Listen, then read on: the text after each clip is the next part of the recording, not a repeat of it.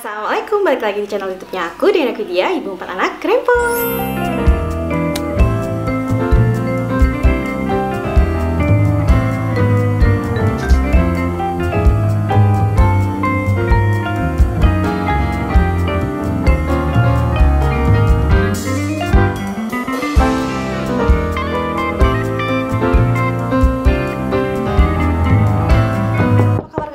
Semoga kalian sehat selalu. Di video ini aku mau ngobrolin soal spiral atau KB IUD.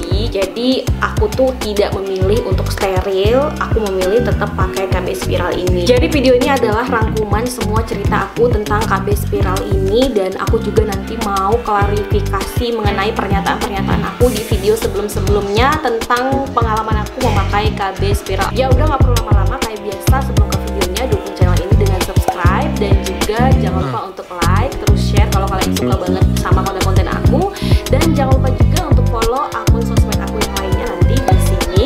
Kita langsung aja ke videonya. Seperti biasa, aku mau disclaimer dulu bahwa apa yang aku bicarain di sini adalah sesuai pengalaman aku selama pakai si KB IUD ini. Jadi aku bukan dokter, aku bukan bidan, dan aku bukan tenaga ahli medis. Aku mau ceritain kembali sedikit aja gitu awal mula aku pakai KB IUD ini. Nah, aku pakai KB IUD ini di anak aku yang nomor 2, anak aku yang pertama sama anak aku yang kedua. Jaraknya tuh nggak terlalu beda, jadi mereka tuh cuman beda 2 tahun aja. Jadi akhirnya aku memutuskan untuk pakai KB spiral. Waktu pertama kali aku pakai si KB IUD ini baik-baik aja, memang kayak orang normal biasanya pakai KB IUD ini. Aku pakai itu selama 3 bulan, aku nunggu selama 3 bulan, rasa sakitnya tuh udah hilang. Sampai ke anak ketiga aku mutusin untuk lepas karena waktu itu sempat kayak keluar gitu si spiralnya sedikit, dan aku merasa nggak enak, sampai jalan pun nggak normal gitu. Akhirnya aku lepaslah si spiral itu. Nah, karena lepas itulah jadinya aku kebobolan anak ketiga. Pada waktu itu tuh keluhan aku yang pertama, aku sering banget kram di perut dan aku gampang capek. Terus datang bulannya tuh udah kayak pendarahan, kalau capek dikit keluar darah, capek dikit keluar darah. Datang bulan itu bisa sampai 14 hari darahnya tuh nggak berhenti-berhenti, banyak banget, seperti aku bilang kayak masa nifas gitu. Terus tuh di situ aku suka sekali ngerasa sakit di bagian perut bawah. Pikirnya itu spiral aku gitu yang sakit, kan kata orang kan kalau bisa kecapean tuh sakit, kram perut seperti itu kan.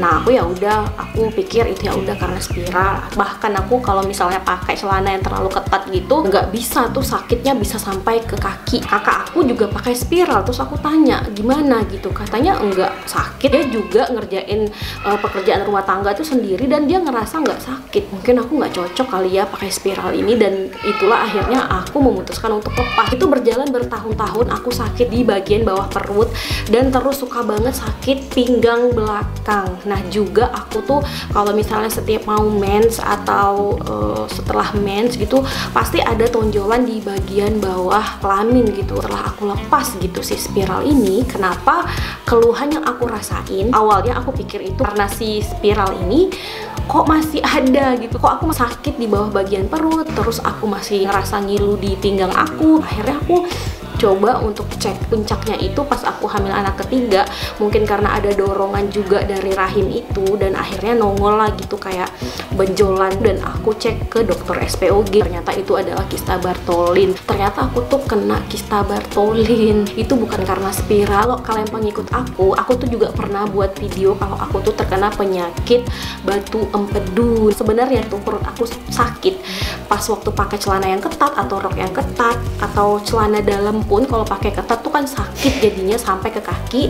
Nah, itu ternyata karena si batu empedu itu, bukan karena spiralnya. Aku tahu aku kista Bartholin itu taunya pas anak ketiga. Aku taunya aku batu empedu itu waktu aku anak keempat. Makanya aku mau sharing lagi dan kepengen klarifikasi tentang cerita dan pengalaman-pengalaman aku sebelumnya tentang spiral ini. Aku mutusin di anak keempat ini aku pasang lagi KB spiral. Aku pasangnya setelah melahirkan karena kebetulan aku tuh melahirkan secara sesar, dan dokternya juga udah nawarin karena ada program waktu itu, dokter langsung masangin spiralnya gitu. Dan akhirnya di situ aku aku setelah sesar langsung dipasangin KB spiral. Nah, waktu terakhir ini aku pakai spiral sama sekali aku nggak ngerasain gampang capek, perut aku kram terus. Jadi tuh aku tuh sekarang kondisinya pakai si spiral ini kondisinya normal. Jadi aku sama sekali nggak ngerasain lagi kram perut yang terlalu sering. Kram perutnya itu pada saat aku datang bulan aja. Aku datang bulan tuh udah nggak seperti pertama kali aku pakai spiral, bisa sampai 2 minggu datang bulannya. Sekarang aku sama sekali nggak ngerasain hal yang sama ketika aku pertama pakai spiral, udah normal banget. Jadi untuk keseluruhannya spiral ini tuh sebenarnya cocok banget ke aku. Cuman waktu pertama kali aku pakai spiral ini di kondisi badan aku